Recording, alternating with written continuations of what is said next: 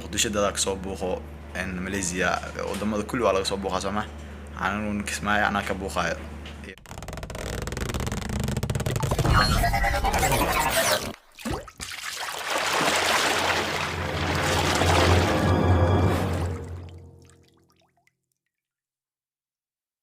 عليكم ورحمة الله تعالى وبركاته kulanti wacn wanagsan asxaabta meel walba adduunka joogtaan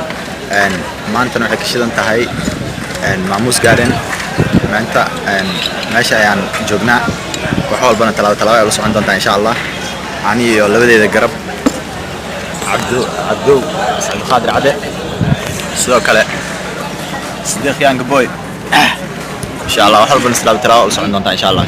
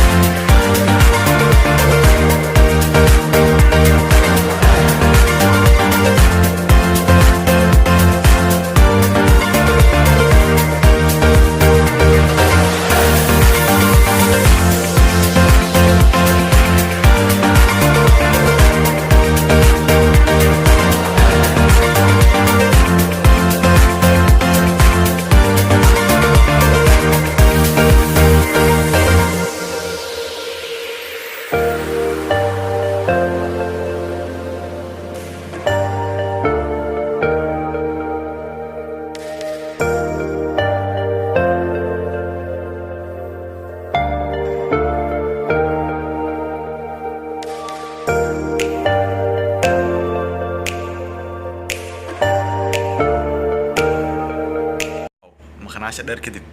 isku soo laabana guys shalay iyo bashaalkii Maamuus Garden waxa ka soo bashaalnay meesha aad u shidna sida muuqaalka idinkaga muuqatay laakiin shalay maxay kaaga taalaa roob nagu dhooreeyay roob nagu soo daay roobkaas hadee ciyaartana baasha nooga ciyaaray soo adiga ala kulli xaal wallahi meesha aad u shidna soo jeedaan meesha mar dhaw la furay so guys ku soo yaaca meesha waa meel in la imaado imaansho mudan so ninkii Kismayo joogo waaba jooga Soomaaliya ninkan joogin waxaan dhihi lahaa ida la soo jarto hala imaado meeshaas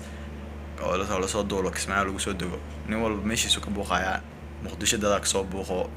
Malaysia wadamada kulli waa laga soo buuqa Soomaaliya aanan Kismayo ana ka buuqayo iyo dadka isoo dabaraaca oo iga daba buuqo kale waa ka guys shalay intaas oo vloggen oo ka shalay hata waa ka gaari weynay roobkii aan ugu soo daay inaan idin soo gabagabay hata muuqaalka waan ka gaari waayay aan ku soo gabagabeynaa muuqaalka oo kuma haysantiin daawashada muuqaalka ilowina inaad share gareysaan sidoo kale like saartaan muuqaalka sidoo kale channelka subscribe gareysaan sidoo kale nagu soo sheega intiga Kismayo meesha jeclaan lahaydeen inaan ka soo booqano aan ka booqano aan vlog soo duubo